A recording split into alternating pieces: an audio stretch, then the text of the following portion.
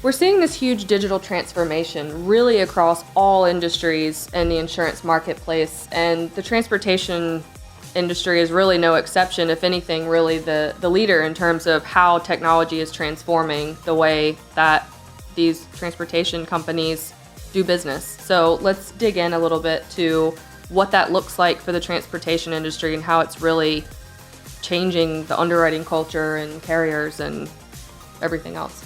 The trucking markets are starting to require the cameras and the ELD devices, to be, obviously the government implemented the ELDs in the last few years, but they're adding to that with the GPS, the cameras, and some of those, the technology to help driver control, making sure that they're paying attention and focused on the road and to help reduce some of the loss activity just due to driver error. I think that in the very near future, all insurance companies for truckers are going to require those cameras.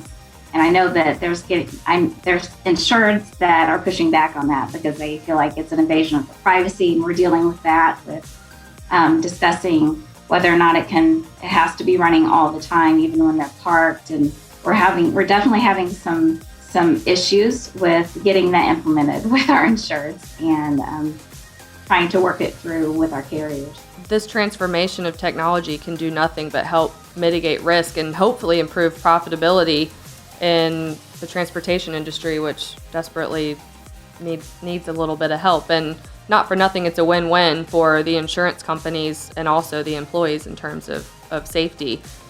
I would be remiss if I didn't just ask your humble opinion on the buzzword autonomous vehicles as it relates to some of these digital transformations.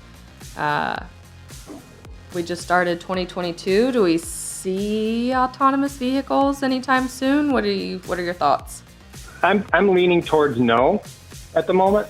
I think what we're moving towards is more safety features on vehicles, lane changing sensors like we have now, maybe even more advanced, more like driver assisted vehicles where, we've had some discussion. John, you had mentioned the other day about airplanes having an autopilot feature where it's not necessarily it's flying itself, but it's assisted. I think that's probably where we're going to end up at some point in time. There are some last mile companies using these on a limited basis, more advanced driver assistance.